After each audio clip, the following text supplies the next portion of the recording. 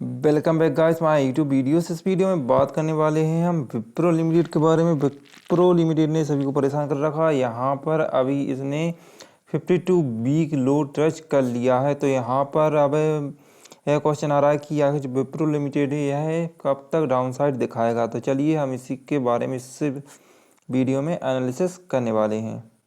सबसे पहले तो हम इसके मार्केट कैप को देखते हैं। मार्केट कैप इसका बहुत बड़ा है, 2,06,973 करोड़ रुपए का है। करंट प्राइस इसकी 377 चल रही है।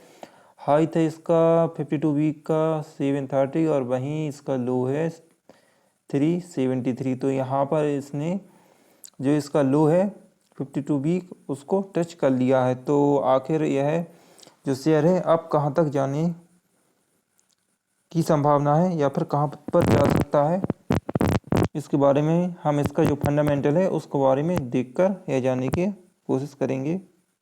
अगर इसके हम क्वार्टरली रिजल्ट पर नज़र डालें तो क्वार्टर रिजल्ट इसका बहुत ही बढ़िया आया था। इसने हमें अब मूवमेंट दिखाया था। इसकी सेल्स और जो एक्सपेंसेस हैं इसमें दोनों में मूवमेंट था।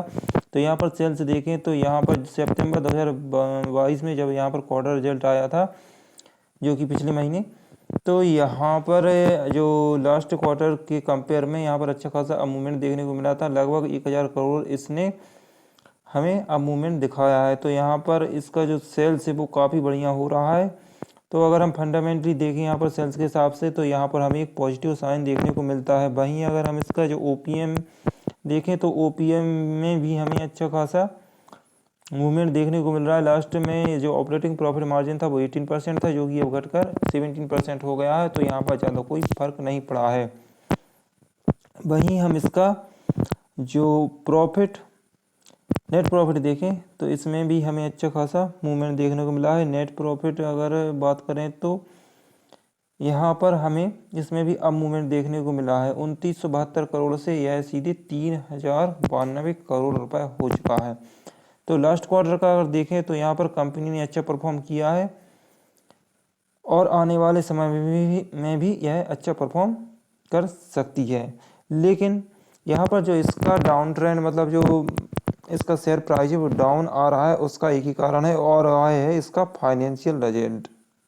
इसका फाइनेंशियल रिजल्ट मतलब कि जो इसका ईयरली रिजल्ट है उसमें जो ओपीएम है वो यहाँ पर 90% हो गया था, जो कि 21% था वर्ष 2021 में। लेकिन अगर हम इसका सेल्स की बात करें तो यहाँ पर अच्छा खासा मूवमेंट देखने को मिला है 61,000 करोड़ से या फिर 62,000 करोड़ भी कह सकते हैं। यहाँ पर इसने लगभग 80,000 करोड़ रुपए का यहाँ पर इसने सेल्स जनरेट करके दिया था। वहीं आने वाले समय में यह सेल्स 85,000 करोड़ रुपए के ऊपर जाने की संभावना है या फिर जा सकता है।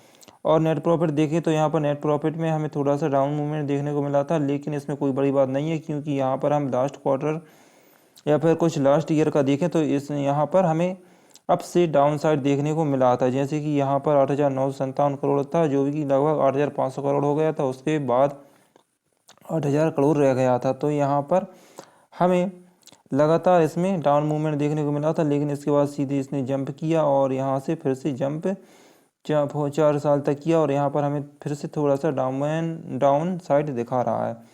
तो इसमें आपको कोई भी पैनिक होने की ज़रूरत नहीं है क्योंकि यहाँ पर जो कंपनी है वो बहुत अच्छा परफॉर्म कर रही है। लेकिन कई बार होता है कि यहाँ पर जो इसका नेट प्रॉफिट है या फिर जो सेल्स है वो भी कम या फिर बढ़ जाती है, क्योंकि यह बिजनेस है तो बिजनेस में ऐसा होता रहता है।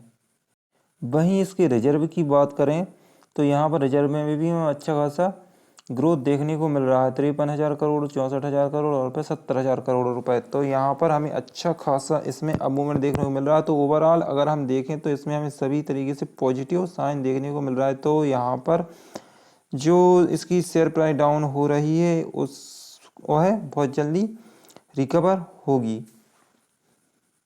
यहाँ पर जो इसके टारगेट दिए जा रहे हैं वो भी काफ़ी बड़े टारगेट हैं। 420 का इसका टारगेट है और 373 का टारगेट है। तो यहाँ पर अभी जो इसके टारगेट हैं 420 का वो तो बहुत जल्दी फुलफिल हो जाएगा, क्योंकि यहाँ पर इसमें कोई बड़ा यह टारगेट नहीं है। यहाँ पर तो यह कंपनी इतना अच्छा परफॉर्म कर रही है कि यहाँ पर 500 का टारगेट भी यह आपको बहुत जल्द दिखाएगी।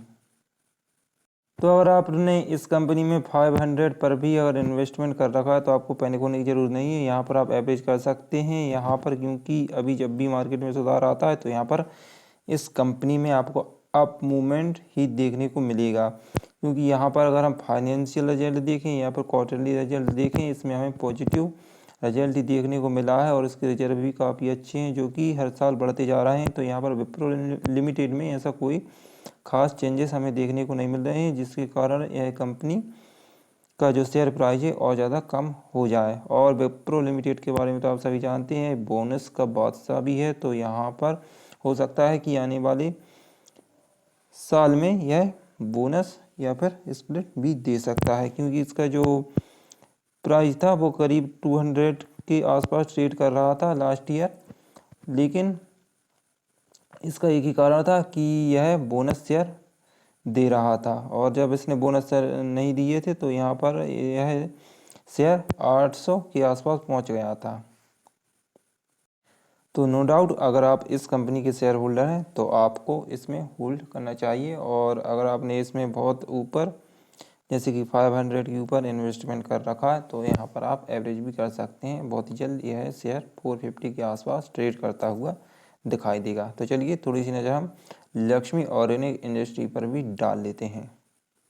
यहाँ पर सेम कहानी ऑर्गेनिक इंडस्ट्री में भी चल रही है। इसका जो प्राइस था वो 500 के आसपास ट्रेड कर रहा था, और जब से मार्केट में डाउन मूवमेंट दिखा है या फिर हुआ है तो यहाँ पर इस शेयर की प्राइस लगभग 350 के आसपास ट्रेड कर रही है। तो लक्ष्मी ऑर्गेनिक भी विप्रो कंपनी की तरह ही एक फंडामेंटली स्ट्रॉन्ग कंपनी है, लेकिन यह एक स्मॉल कैप कंपनी है। तो अगर आपने इस कंपनी में 500 के आसपास इन्वेस्टमेंट कर रखा है तो आप इसको होल्ड करें और इसमें एवरेज करते रहें, क्योंकि बहुत जल्द इस कंपनी में आपको अच्छा खासा मूवमेंट देखने को मिला था या फिर मिलेगा। क्योंकि यहाँ पर लास्ट मंथ की बात करें तो इसने अच्छा खासा मूवमेंट दिखाया था और यहाँ पर फिर से इसमें गिरावट हो गई है। तो अगर आप इसको अभी एवरेज करना चाहते हैं तो आपको आने वाले समय में अच्छा खासा प्रॉफिट देखने को मिल सकता है। तो यहाँ पर दो मेन कंपनी के बारे में मैंने जानकारी दे दी है, जिसमें इन्वेस्टर अभी थोड़े ऊपरी लेवल पर फंस गए हैं। तो जिन्होंने ऊपरी लेवल पर दोनों कंपनियों में इन्वेस्टमेंट कर रखा है उन्हें अभी एवरेज कर लेना चाहिए, और जो न्यू इन्वेस्टर हैं वह अभी इन्वेस्टमेंट का प्लान भी बना सकते हैं। तो हम उस कंपनी के बारे में जान लेते हैं जो कि हमें अच्छा खासा स्प्लिट दे रही है। तो दोस्तों अगर आप स्प्लिट का फ़ायदा उठाना चाहते हैं तो शारदा पेपर लिमिटेड एक अच्छा स्प्लिट दे रही है। यहाँ पर 1:10 का इसमें स्प्लिट मिल रहा है। अगर आपके पास एक शेयर है तो 10 हो जाएंगे, और यही कारण है कि इसमें हमें लगातार अपर सर्किट देखने को मिल रहा है। यहाँ से अपर सर्किट देखने को मिला है। फर्स्ट मंथ में इसने लगभग 10% का रिटर्न भी दे दिया है। लेकिन यह एक पेनी स्टॉक है, और पेनी स्टॉक में पैसे लगाने से पहले आपको इसके बारे में अच्छे से एनालिसिस कर लेना चाहिए, क्योंकि पेनी स्टॉक कभी भी डूब सकता है, क्योंकि यह बहुत ही रिस्की होता है। तो अगर आप इसमें इन्वेस्टमेंट करना चाहते हैं तो इसके बारे में थोड़ा सा एनालिसिस ज़रूर कर लें, यह कंपनी फंडामेंटली स्ट्रॉन्ग है या फिर नहीं, और यह कंपनी क्या बिजनेस करती है और इसका बिजनेस फ्यूचरिस्टिक है या फिर नहीं। तो गाइस मैंने आपको अब सभी के बारे में जानकारी दे दी है। अब मिलते हैं अगली वीडियो में, तब तक के लिए गुड बाय।